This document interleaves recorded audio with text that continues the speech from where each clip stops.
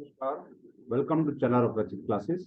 आज हम बात करेंगे investigation on behalf of incoming partner. जो इन्वेस्टिगेशन का जो दूसरा टॉपिक है कि कब इन्वेस्टिगेशन होता है, अगर इनकमिंग पार्टनर यानी बिजनेस में कोई नया पार्टनर आता है तो वो किस तरह से इन्वेस्टिगेट करता है। तो सबसे पहले हम बात करेंगे कि इन्वेस्टिगेशन पार्टनर क्या होता है, ऑब्जेक्ट क्या होता है। The object of view of such investigation is to find out whether it will be advisable और not for the client to join the firm. यानी नया पार्टनर जो है उसको बिजनेस ज्वाइन करना चाहिए या नहीं करना चाहिए।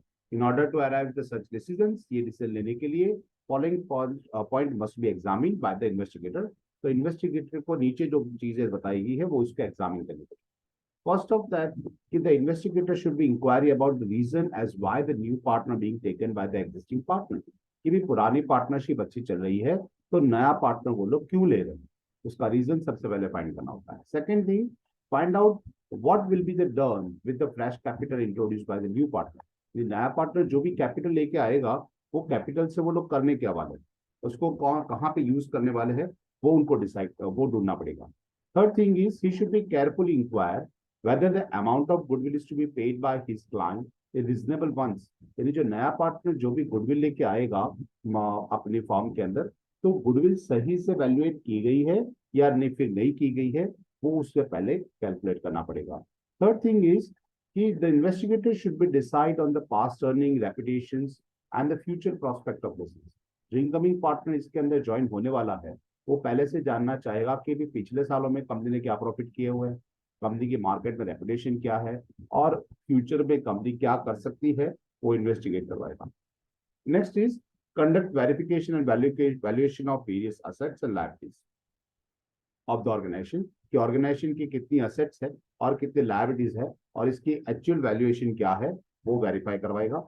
उसके बाद ascertain the rate of return would be available to incoming partner, is it reasonable or not। यानी जो नया बंदा कैपिटल लेके आएगा उसके बदले में उसको कितना रिटर्न मिलेगा। अगर बैंक रेट ऑफ रिटर्न से भी कम मिल रहा है, यानी बैंक में अगर आप एफडी करवाते हो जो रिटर्न मिलने वाला है उससे भी कम मिल रहा है, तो कोई मतलब नहीं बनता आप पार्टनर में join as a incoming partner आप ज्वाइन करो। तो कितना रिटर्न मिलने वाला है अप्रॉक्स वो भी काउंट किया जाएगा, वो उसका भी इन्वेस्टिगेशन होगा। It should be see whether the specialist or the technical skill is necessary for the sufficient conduct of the business। यानी बिजनेस चलाने के लिए कोई स्पेशल नॉलेज या टेक्निकल स्किल होनी जरूरी है, और whether the existing or incoming partner has having such knowledge। तो जो नया पार्टनर आ रहा है या फिर जो पुराने पार्टनर्स है उनके उनके पास वो स्किल है या नॉलेज है, वो चेक करना पड़ेगा। Next thing is find out the reasons if the partner has left the firm.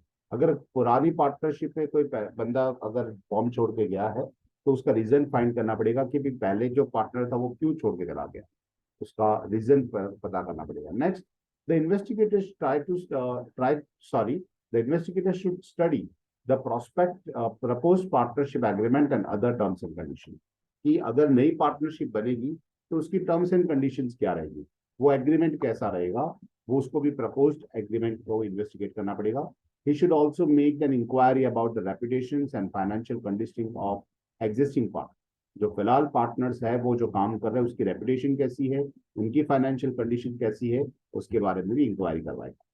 He should compare the capital of the different partners and their proportion of share the profit and loss of the firm। यानी नई partnership के अंदर जो partners है वो partners का profit में हिस्सा कितना रहेगा और वो कैपिटल कितना लेके आ रहे हैं, जिसके हिसाब से उनका पता चलेगा कि कितनी कैपिटल होनी चाहिए और कितना प्रॉफिट शेयर आ रहा है। नेक्स्ट, ही शुड बी पे the special attention of the earning capacity of business. कि बिजनेस फ्यूचर में कितना अर्न करके दे सकता है वो भी पहले देखना पड़ेगा, so that he may be the position to make the idea of future prospect of business. यानी बिजनेस कितना लंबा लंबा चलने वाला है, उसमें से कितना प्रॉफिट मिल सकता है, वो एज अ नए पार्टनर को ये भी चीज पहले वेरीफाई करनी पड़ेगी।